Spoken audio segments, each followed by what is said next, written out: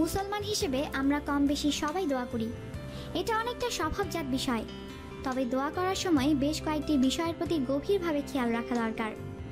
এগুলোকে আলেমরা দোয়া কবুলের শর্ত বা আদব হিসেবে অভিহিত করেছেন। পবিত্রতা অর্জন। পবিত্রতা অর্জনের পর দোয়া করলে আল্লাহ তাআলা সেই দোয়া কবুল করবেন। বিনয়ের সঙ্গে দোয়া করা। বিনয়ের সঙ্গে দুহাত তুলে দোয়া করা। হযরত আব্দুল্লাহ ইবনে আব্বাস রাদিয়াল্লাহু আনহু থেকে বর্ণিত, হযরত রাসূলুল্লাহ সাল্লাল্লাহু আলাইহি ওয়াসাল্লাম বলেন, আল্লাহ তাআলার নিকট হাত তুলে হাতের তালু সামনে রেখে দোয়া করো, হাত উল্টো করো না। দোয়া শেষে উত্তোলিত হাত মুখমণ্ডলে বুলিয়ে নাও। আবু দাউদ। মিনতি ভরা কণ্ঠে দোয়া করো। মিনতি ও নম্রতার সঙ্গে দোয়া করলে তা ইবাদত হিসেবে গণ্য হয়। রাসূল সাল্লাল্লাহু আলাইহি ওয়াসাল্লাম বলেছেন, দোয়া সব ইবাদতের মজ্জা ও সারাংশ। দাসত্বের পরিচয় প্রদানই ইবাদতের উদ্দেশ্য। বান্দার নিজের দীনতা ও অক্ষমতা বুঝতে পারা এবং আল্লাহর অসীম ক্ষমতা ও অপার মহিমা উপলব্ধি করার মধ্যেই দাসত্বের প্রকাশ ঘটে। দোয়ার মাধ্যমে এ দুটি বিষয়ের পরিচয় পাওয়া যায়, অর্থাৎ নিজের অক্ষমতা ও অসহায়ত্ব এবং আল্লাহর অপ্রতিহত ক্ষমতা, অপার মহিমা ও প্রতাপ অন্তরে স্থান পাওয়া আবশ্যক। দীনতা ও নম্রতা দোয়ার মধ্যে যত অধিক হবে ততই মঙ্গল। দুহাত তুলে দোয়া করা।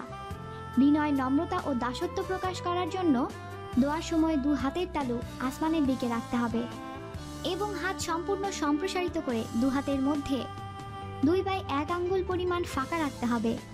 হাত কচলানো, রশি পাকানোর মতো হাতের তালু ঘষাঘষি করা দোয়ার আদবের খেলাপ।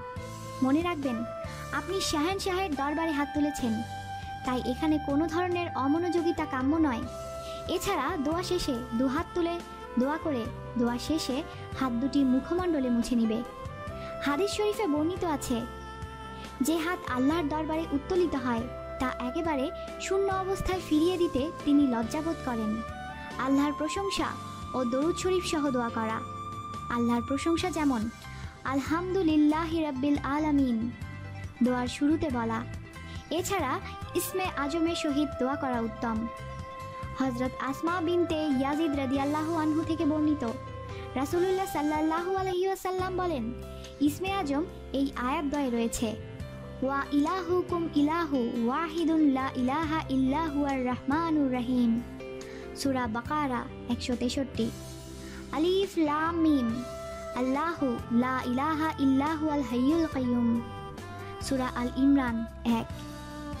হযরত আনাস রাদিয়াল্লাহু থেকে বর্ণিত, তিনি বলেন, আমি একদিন রাসূল কারীম সাল্লাল্লাহু আলাইহি ওয়াসাল্লামের নিকট বসেছিলাম। একজন লোক সেখানে নামাজ পড়ছিল। সে তার দোয়ার মধ্যে আরজ করল, হে আল্লাহ, আমি আপনার কাছে আমার প্রয়োজনে প্রার্থনা করছি এই ওসিলায় যে প্রশংসা ও গুণকীর্তন আপনার জন্যই উপযুক্ত। আপনি ছাড়া কোনো মাবুদ নেই। আপনি পরম দয়ালু ও অসীম অনুগ্রহদাতা এবং পৃথিবী ও আকাশমণ্ডলীর স্রষ্টা। আমি আপনার কাছেই আপনার অনুগ্রহ চাই। ইয়া হাইয়ু ইয়া কাইয়্যু ইয়া জাল জালালি ওয়াল ইকরাম। রাসূলুল্লাহ সাল্লাল্লাহু আলাইহি ওয়াসাল্লাম বলেন, এ বান্দা আল্লাহর ইসমে আজমের ওসিলায় দোয়া করেছে। এ ওসিলায় আল্লাহর কাছে দোয়া করলে দোয়া কবুল হয় এবং আল্লাহর কাছে কোনো কিছু চাইলে আল্লাহ তা দান করেন। তিরমিজি। হযরত ফুজালা ইবনে উবায়দা রাদিয়াল্লাহু আনহু বর্ণনা করেন, রাসূল করিম সাল্লাল্লাহু আলাইহি ওয়াসাল্লাম এক ব্যক্তিকে দোয়া করতে শুনলেন। সে দোয়ায় আল্লাহ পাকের প্রশংসা করল না এবং রাসূল সাল্লাল্লাহু আলাইহি ওয়াসাল্লামের উপর দরুদও পাঠ করল না।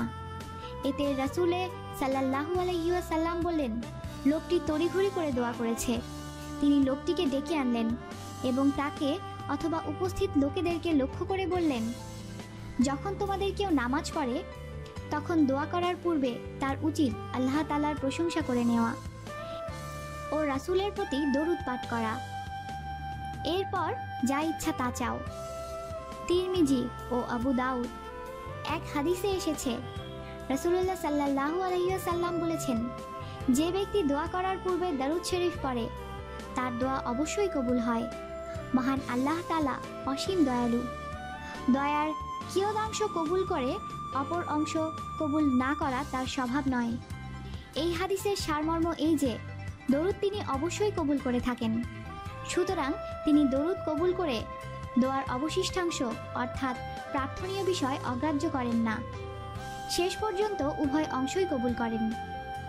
হযরত আবু সুলাইমান দারানী রহমাতুল্লাহ তিনি বলেন, যে ব্যক্তি আল্লাহর কাছে কোনো দোয়া করে তার উচিত প্রথমে দরুদ পড়া এবং দরুদ পড়ে দোয়া শেষ করা, কেননা আল্লাহ উভয় দরুদই কবুল করেন।